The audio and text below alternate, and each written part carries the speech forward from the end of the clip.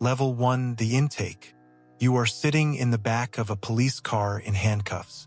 The seat smells like sweat and old fear.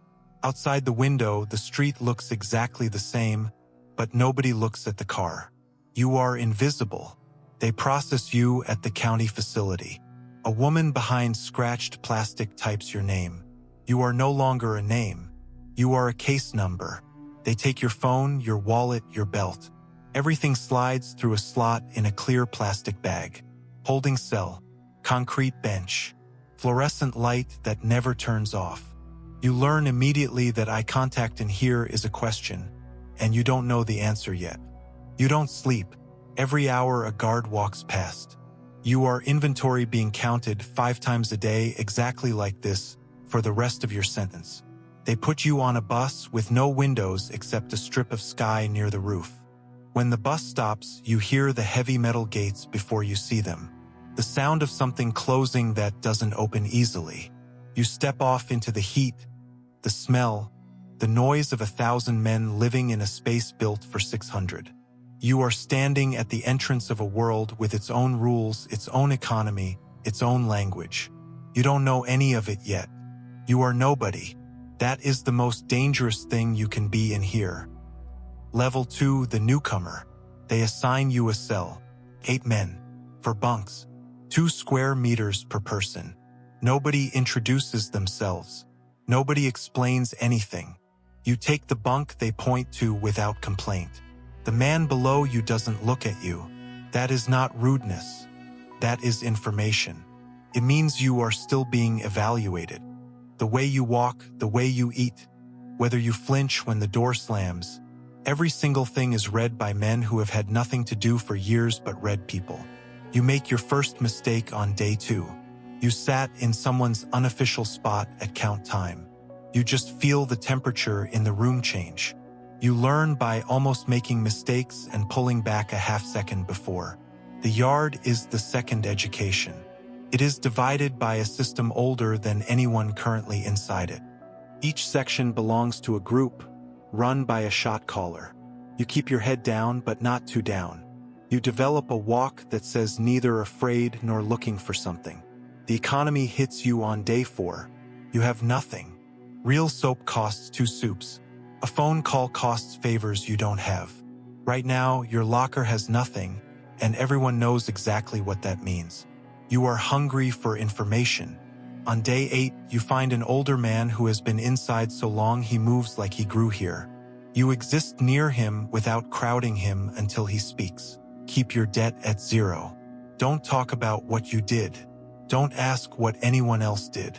And find something you're useful for before someone decides you're useful for something you don't want to be star. They cost nothing, but they are the most valuable thing anyone has given you in here. Level 3, the survivor. 90 days in.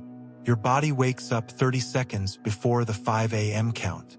Your nervous system has been recalibrated. You belong to the schedule now. You know the real map. Which tables belong to which crew. Which corridors are dangerous after 7 a.m. Knowing it keeps you whole. You made yourself useful on day 31.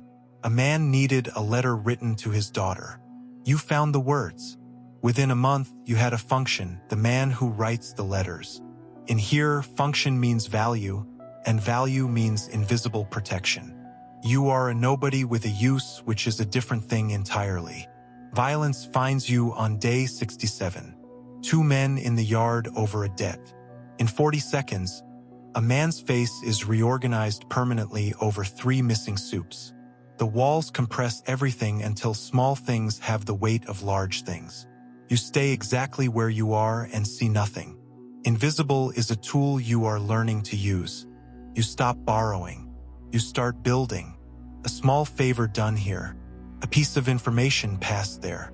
You study the quiet, dangerous men whose moods change the temperature of a room before they speak. On day 89, the older man sits near you again. He says one sentence. You're still here. In here, that means you read the room. You didn't make the fatal mistakes. Someone who has been watching has decided you passed something. You just nod once. That is the correct answer. 90 days in, you are still nobody. But you are a nobody who is still here. And in this place, that is the beginning of everything. Level 4, the climb. 6 months in. You stopped counting days somewhere around day 112. Not because you gave up, because counting days is what broken men do. Broken men count down to a number that feels so far away it becomes a punishment in itself. You stopped giving the number that power. You started counting differently. In moves, in positions gained, in debts owed to you versus debts you owe. The ledger is clean on your side. That took 6 months of careful work, and it is the most valuable thing you own in here. The Alliance found you before you found it. That is how it works with the real ones. You don't walk up and ask. You don't audition. You exist correctly for long enough that the right people notice and the approach comes to you. A man named Santos stopped next to you in the yard one morning. Not in front of you, next to you, facing the same direction, like two men watching the same thing. He didn't introduce himself. You already knew who he was. Everyone knew who Santos was. 14 years inside. Ran the Eastern Bloc's entire commissary supply chain through 3 different shot callers without ever being the shot caller himself. The kind of man who has no title and needs none because the title would only reduce what he actually is. He said 7 words. You write letters. I move things. Talk later. You talked later. The arrangement was simple. You became the communication layer. Legal letters that weren't legal letters. Family correspondence that carried information between the lines. Messages that needed to exist on paper so they couldn't be traced to a voice. You were educated enough to write them clean. Formal enough that guards scanning mail saw nothing. Layered enough that the right person reading it got everything. In return, Santos gave you 3 things. Protection that nobody announced. Commissary that appeared in your locker every 2 weeks without transaction. And information. Real information. The kind that tells you what is about to happen before it happens. That last one was worth more than the other 2 combined. You started to see the prison the way Santos saw it. Not as a place you were trapped in.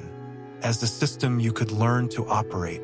Every prison runs on the same 3 things regardless of which country it's in, regardless of how many guards are on the floor. Information, supply, and the management of violence. Control those 3 things and you don't need a title. You don't need men who answer to you officially. You just need to be the person things flow through. You became that person slowly. It started with the letters. Then men started coming to you with problems that had nothing to do with letters. Disputes over commissary. Accusations of stolen property. A new inmate who owed a debt from a facility 2 states over and didn't know it had followed him here. You listened. You thought. You offered the resolution that cost the least and held the longest. Most disputes in here aren't about what they're about. A fight over a stolen radio is about respect. A debt argument is about fear.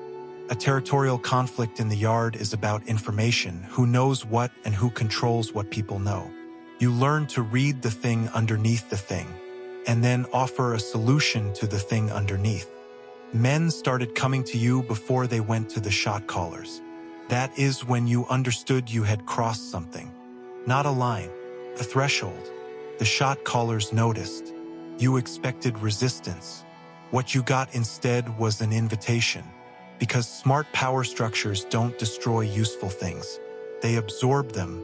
You were absorbed into the structure of this place not because you forced your way in but because you made yourself too useful to exclude. You now had a seat at a table that doesn't officially exist. The guards noticed the change without understanding it. They noticed that problems in your block resolved faster, that the low-level noise that precedes violence went quiet around you. One guard, a man named Reyes who had worked this facility for 9 years, started acknowledging you differently. Not with words, with the 3 extra seconds he gave you before announcing count. With the way he stopped his inspection at your cell door slightly longer than protocol required. Not corruption. Not yet. Just the recognition that some inmates make the job easier and some make it harder, and you had become the former. You filed that observation away. Everything goes in the file. A year in, Santos sat across from you during the 1-hour yard release and told you something without looking at you. The old structure is tired. The men at the top have been there too long. Long enough that they've stopped being careful. Long enough that they've started believing the walls protect them from consequences. He paused. Things move in here the same way they move out there. He who controls the supply controls the outcome. You understood what he was telling you. He wasn't describing the current situation. He was describing the next one. And he was telling you that he had chosen which side of it he wanted to be on. More importantly, he was telling you which side he had decided you were on.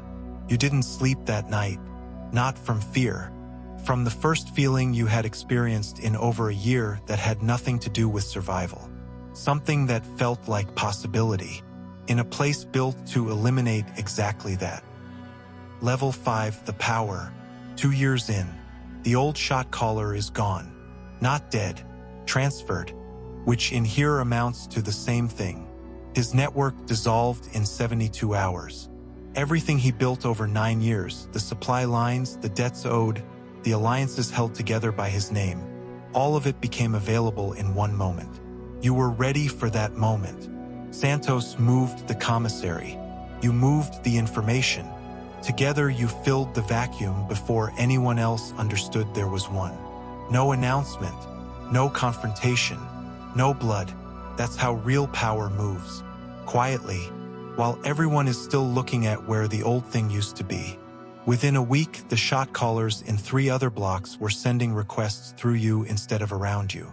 Within a month, the guard Reyes was giving you information about incoming transfers before the inmates themselves were notified. Within 6 weeks, you knew everything moving in and out of this facility. You never called yourself anything. You didn't need to. A new inmate arrived in month 26. Young, scared, sitting on the wrong bench at count time. Someone corrected him before you had to. That's when you knew.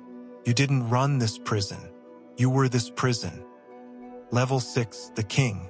4 years in, the director of this facility is a man named Acevedo.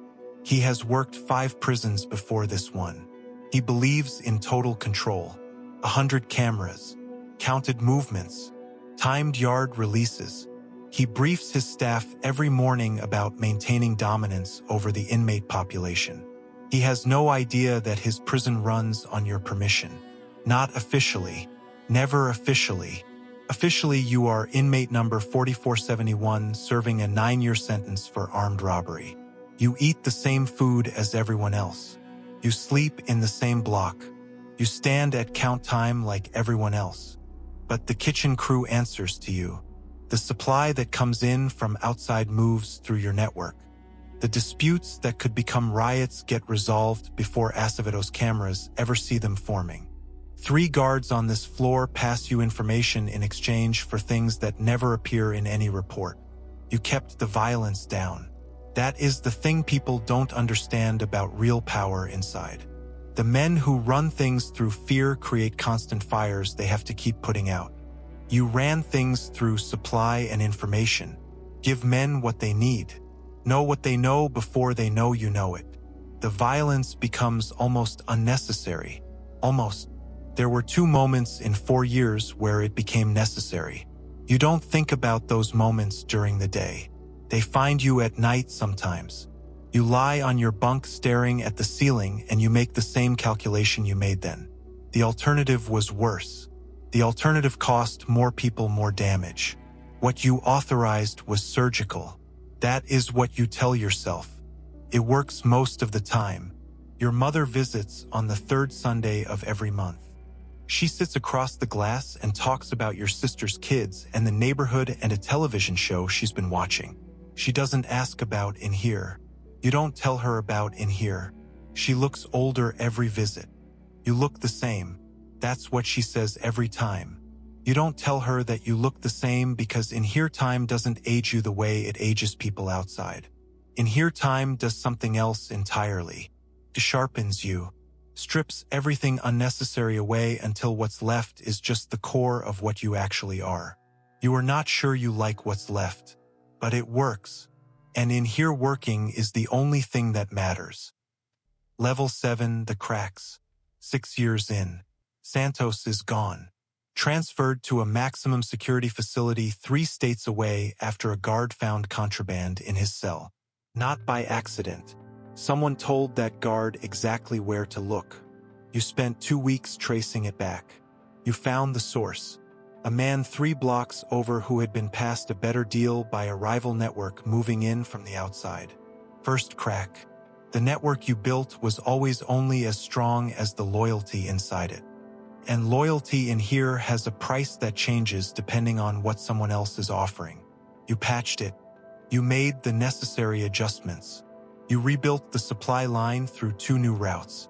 You replaced Santos with 2 smaller operators, which is actually smarter because 2 smaller operators can't be removed in a single transfer. But it cost you 3 months of exposure. 3 months where the structure was visible in ways it normally isn't. 3 months where other men could see the machinery. And men who can see the machinery start thinking about how to operate it themselves. You also noticed something else during those 3 months. You were tired. Not physically. The tiredness that lives behind your eyes. The kind that sleep doesn't fix. You had been running calculations every waking hour for 6 years.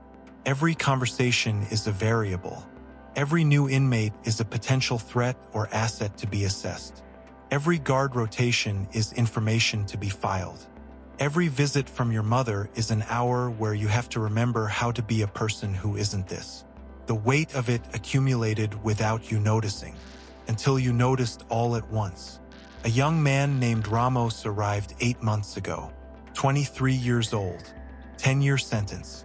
He moved through his first 90 days the way you moved through yours, watching, mapping, making himself useful without making himself visible. You recognized every single move because you invented most of them in this facility.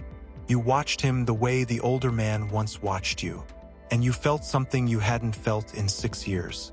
Concern. Not for him. About him.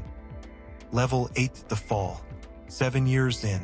Ramos made his move on a Tuesday. Not against you directly.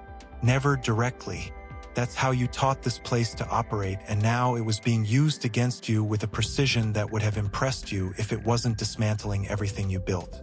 He went through the kitchen first. Your kitchen. The crew you had cultivated for 4 years switched their supply, reporting to him over 6 weeks so gradually you didn't see the line move.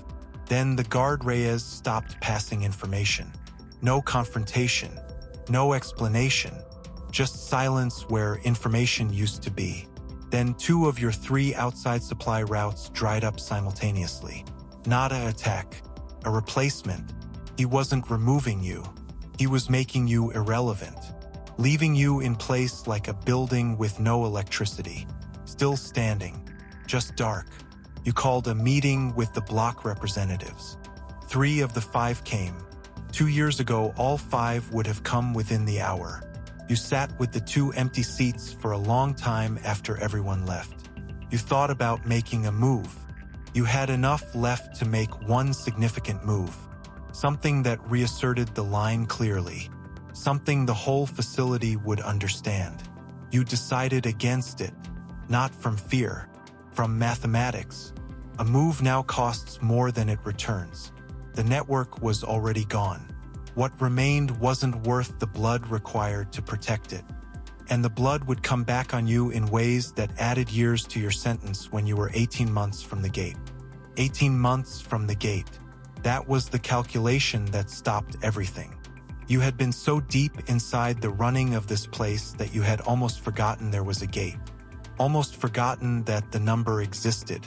That one day a door would open and the street would be on the other side. You let Ramos have it. All of it. You sat on your bunk that night and felt the weight lift off your chest and couldn't decide if what replaced it was relief or emptiness. It was both. It was exactly both. Level 9, the gate. 9 years. The door opens at 6 a.m. on a Wednesday. No ceremony. A guard you don't recognize hands you a clear plastic bag. Inside, it is everything they took from you on the first day.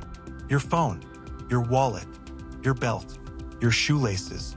The phone is so old the screen has a crack you don't remember. The wallet has $43 and a library card and a receipt from a gas station dated 9 years ago. You put your belt on. You lace your shoes. These two things take longer than they should. They give you a bus ticket and a document with a list of conditions. Parole check in every Tuesday. Cannot associate with known felons. Cannot leave the state. Cannot fail a drug test.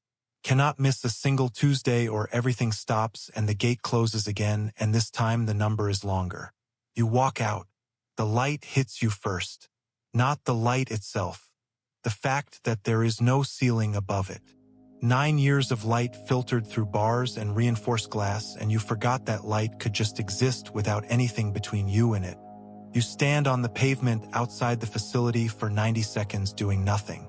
A man in a car behind you honks because you are standing in the exit lane. The world started again without asking if you were ready. You take the bus to the city. 2 hours. You sit by the window and watch everything move at a speed that feels wrong. Too fast. Too much happening simultaneously with no structure and no count time and no shot caller and no territory lines and no system you understand. A woman across the aisle is eating chips and looking at her phone and laughing at something. You watch her like she is an exhibit. This is what normal looks like. You forgot what normal looks like. Your mother picks you up from the bus station. She is smaller than you remembered, or you are larger. Something has changed in the geometry between you. She hugs you for a long time and you let her and you put your arms around her and you feel almost nothing and then feel everything and then feel nothing again in the space of 10 seconds. She made food. Your old room is ready. You sit at the kitchen table and eat the first meal that didn't come from a kitchen run by a crew that answered to you, and it tastes like nothing and everything simultaneously. That night you lie in a bed with a real mattress in a room with a door that isn't locked and no count coming at midnight, and the silence is the loudest thing you have ever heard. You don't sleep. You lie there and think about Ramos sitting on your bunk right now in your facility running your network, making your calculations. You think about the $43 in your wallet. You think about Tuesday. You think about the job application you have to fill out tomorrow that has a box on it. A small box. A simple question. Have you ever been convicted of a felony? 1 box. 9 years of becoming the most powerful man in that building. And tomorrow morning it all comes down to 1 box. Level 10, the ghost. 14 months since the gate. You work night shift at a warehouse on the east side. Sorting packages on a conveyor belt. Your supervisor is 24 with a lanyard and a clipboard. He explains the sorting system like you might not understand it. You understand it in 4 minutes. You say nothing. The felony box took 11 applications before this one said yes. 11 silences that didn't call themselves rejections. You learn to read the gap between submitting and hearing nothing. The box was always the reason. Parole check-in every Tuesday at 9 a.m. Officer Garrett. Same 7 questions. Same 7 answers. Stamp. Leave. 14 months of Tuesdays that remind you every single week that you are not free the way free people are free. You deleted the numbers from inside in month 2. Not because you were told to, because you knew if you kept them you would use them. And using them leads back to the gate. And you don't go back. That is the one thing you decided on the bus ride out. Whatever the after looks like, you don't go back. The after looks like this. Conveyor belt, supervisor with a lanyard, a studio apartment with a window facing a brick wall, Sunday dinners with your mother who watches you the way people watch something they're afraid might break. You ran a facility of 1,200 men. You controlled supply lines through 3 states. You read rooms and people and systems with an accuracy that took years to build. Outside those walls, none of it exists. You can't put it on a resume. Can't explain it in an interview. Can't fit it inside any box on any application. Out here you are nobody the same way you were nobody on day 1 in there. Except on day 1 you had a path. A system you could learn and climb and eventually run. Out here, the system has no place for what you became. You drive past the facility sometimes. The highway runs close to the outer wall. You can see the watchtowers from the road. On certain mornings, the light hits the concrete and it looks almost ordinary. Like any large building in any city. You know what's inside. You know who is sitting in your seat right now. What calculations he's running. What moves he's 3 steps ahead of. And you know something Ramos doesn't know yet. Everything you built in there ends at the wall. The network, the reputation, the name that moved through 1,200 men like a current. It stops existing the moment you step outside. Not gradually, immediately. 9 years of becoming something, and the gate erases it completely. Ramos will figure this out. Some of them figure it out and go back inside. Because inside they were everything, and outside they are nothing, and nobody chooses nothing over everything willingly. You chose nothing. You sort packages at 2 a.m. and you choose it again every single night. Somewhere right now, a young man is sitting in the back of a police car in handcuffs. Terrified. He has no idea that the terror is the easy part. That one day he'll learn the map, the economy, the hierarchy. That he'll climb. That he'll sit at the top of a world most people cannot imagine. And that not one single piece of it will mean anything on the other side of the gate. The cycle continues.